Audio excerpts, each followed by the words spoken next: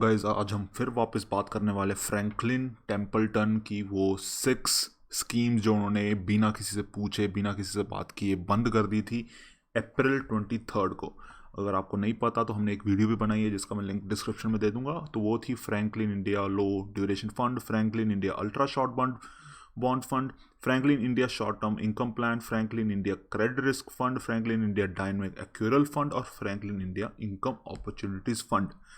ये 6 स्कीम्स इन्होंने बंद कर दी थी बोल के कि लोग बहुत ज़्यादा रिडेम्पशन कर रहे हैं, लोग बहुत ज़्यादा विड्रॉ कर रहे हैं और इनके पास इतना पैसा नहीं है और ना ही बॉन्ड मार्केट में इतनी लिक्विडिटी है।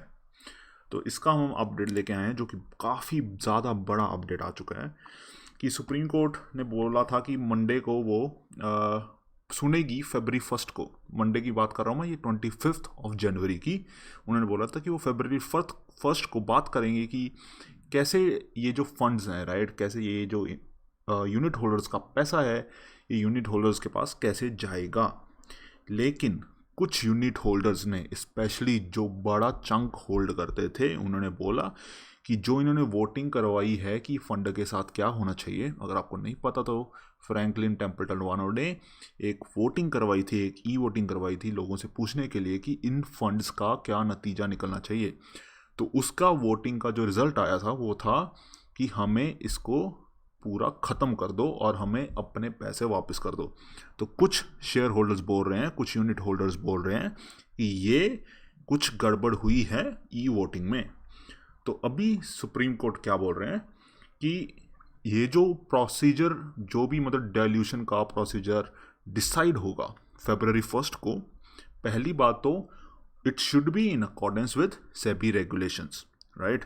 जो भी प्रोसीजर डिसाइड होगा वो सेबी रेगुलेशंस के हिसाब से डिसाइड होगा, विच मेक्स सेंस। लेकिन February 1 को वो डिसाइड करने से पहले वो बात सुनेगी वो ई वोटिंग स्कैंडल के बारे में। स्कैंडल नहीं बोल सकते, लेकिन अभी तो बहुत बड़े एलिगेशंस आ रहे हैं। तो इनके काउंसिल हैं मीनाक्षी अरोड़ा, जो कुछ, सारे नहीं, कुछ यूनिट होल्डर्स को रिप्रेजेंट कर रही हैं। और उनका कहना है कि she has found some new facts जो के फिनटेक के अंदर से आए हैं। के फिनटेक वो कंपनी है जिसने ये ई वोटिंग करवाई थी। उनका कहना है कि के फिनटेक में से कुछ ऐसे आईपी एड्रेस आए हैं जिन्होंने मल्टीपल वोट्स कास्ट की हैं। अगर आईपी एड्रेस नहीं पता, आईपी एड्रेस एक आइडेंटिटी की तरह होता है इंटरनेट पे, जो लोगों का सेम नहीं हो सकता, राइट। और सेम होने के चांसेस काफ़ी कम हैं। अगर वो बंदा एक ही वोट डाल सकता है और आपको मल्टीपल आईपी एड्रेस दिख रहे हैं तो उसका कोई गड़बड़ हो जाती है। तो एक बंदा अगर वोट डालता है तो उसका एक बार आईपी एड्रेस लॉक हो गया, लेकिन अगर वो फिर से वोट डालता है तो ये गड़बड़ है, क्योंकि ऐसा अलाउड नहीं था। तो उनका कहना है कि ऐसा हुआ है, उनको थोड़ा टाइम चाहिए ये सब कुछ जोड़ने के लिए। तो सुप्रीम कोर्ट ने बोला है कि February 1 को जब हम डिसाइड करेंगे कि कैसे इसको डाइल्यूट करना है, उससे पहले हम तुम्हारी बात सुनेंगे। अगर उसका कुछ नहीं निकला तो हम बता देंगे कि कैसे डाइल्यूट करना है और उसके बाद वो सेबी रेगुलेशंस चेक करेंगे। फ्रैंकलिन टेम्पल्टन ने बोला था कि आप एसबीआई कैपिटल मार्केट्स को बोल दो कि ये सारे फंड्स को डिस्ट्रीब्यूट कर दें, क्योंकि इनमें से 6 फंड, इन 6 में से 5 फंड कैश फ्लो पॉजिटिव थे एज ऑफ January 15। ये बहुत बड़ी बात है, बिकॉज अगर ये 6 फंड्स कैश फ्लो पॉजिटिव नहीं होते, यानी कि जो एएमसी है, राइट, उनके पास इतना पैसा ही नहीं होता कि ये अपने यूनिट होल्डर्स को वापस कर सके। तो ये अच्छी बात है कि अभी इनके पास इतना कैश है, ये आपको पैसे वापस कर पा रहे हैं। एक और चीज़ आती है, अगर हम, आपको नहीं याद आ रहा तो हाई कोर्ट में भी पहले ये केस चला था, कर्नाटका हाई कोर्ट में, जब उन्होंने बोला था कि आपने ये जो किया सो किया। हाई कोर्ट का भी ये डिसीजन आया था कि जो आपने किया वो किया, लेकिन आपको यूनिट होल्डर से पूछना चाहिए था। अभी यहाँ तक तो यही बात हो रही है कि सुप्रीम कोर्ट ने बोला है कि जो यूनिट होल्डर्स को लग रहा है कि ये वोटिंग गलत हुई थी, हम आपकी बात सुन लेंगे। अगर कुछ निकला तो वो अलग बात है, वरना हम डिसाइड करेंगे कि कैसे डाइल्यूट होगा। तो अब जो स्कैंडल इसमें से निकल के आ रहा है वो है कि अभी सेबी ने इनके ऊपर एक लीगल डॉक्यूमेंट जारी किया है जिसमें वो अलेज कर रहे हैं कि कोई अनएथिकल कॉन्डक्ट हुआ है। और इन्होंने बोला है कि आप ये बताओ ये $2 बिलियन गए तो गए कहाँ। तो शो कॉज नोटिस क्या होता है कि आपको ये बताना होता है कि कैसे हुआ, क्यों हुआ, कहाँ से हुआ ये, राइट।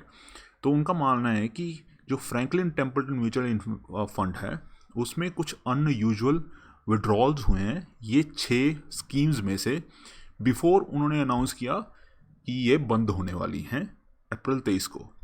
तो बेसिकली इन्होंने उस स्कीम्स में से काफ़ी मनी विड्रॉ किया 23 तारीख को बंद करने से पहले खुद। तो फॉरेंसिक एक ऑडिट रिपोर्ट हुई है चौकसी एंड चौकसी LLP के द्वारा, जिसमें उन्होंने पता किया है कि 15,300 करोड़ या फिर $2 बिलियन से ज़्यादा पैसे विड्रॉ हो गए थे ये 6 डेट स्कीम्स में से जस्ट कुछ वीक्स पहले। और ये इससे बड़ा रेड फ्लैग क्या हो सकता है? मतलब मैं खुद फ्रैंकलिन टेम्पल्टन के कुछ म्यूचुअल फंड्स में इन्वेस्टेड हूँ। This does not look good, this does not look good. Audit report बोलती है कि रिडेम्पशंस होते रहते हैं, राइट। उनका है म्यूचुअल फंड, उनका स्कीम है, तो रिडेम्पशंस होते रहते हैं, लेकिन ये रिडेम्पशंस नॉर्मल रिडेम्पशन से 3 गुना ज़्यादा थे। इससे मतलब ये रेड फ्लैग नहीं है तो और क्या है, राइट। तो ऑडिट रिपोर्ट अभी तो पब्लिकली नहीं की गई है, ना ही सेबी के द्वारा। और अगर आप म्यूचुअल फंड से पूछोगे तो वो भी बोलते हैं कि हमारी जो भी डिस्कशन है सेबी के साथ वो कॉन्फिडेंशियल है, तो हमें ज़्यादा इन्फॉर्मेशन नहीं पता। लेकिन अभी तक हमें ये पता है कि इन्होंने बहुत ज़्यादा पैसा विड्रॉ किया था स्कीम्स में से 23 अप्रैल को स्कीम्स बंद करने से पहले। और ये भी बोला जाता है कि कुछ बड़े बड़े इन्वेस्टर्स को पहले ही पता था कि ये स्कीम्स बंद होने वाली हैं, which is also illegal in Indian markets. तो यही अभी सामने आ रहा है कुछ। मैं ये हर लिंक, सोर्स का लिंक डिस्क्रिप्शन में डाल दूंगा ताकि आप भी जाके पढ़ें, आपको भी पता चले कि क्या चल रहा है। But this is really really scary, specially for such a big investment firm. Franklin Templeton कोई छोटा नाम नहीं है, वो ऐसा घोटाला कर दे अगर ये सच निकला तो I think so this will set back Indian markets और लोगों का ट्रस्ट बहुत पीछे चला जाएगा। स्पेशली क्योंकि अभी बहुत लोग नए आ रहे हैं और उनको लगेगा कि ऐसा कुछ होता है मार्केट में, दे विल बैक आउट, जो कि बहुत बुरी बात है। तो बस यही बताना था आपको, प्लीज़ सब्सक्राइब कर लेना। Thank you.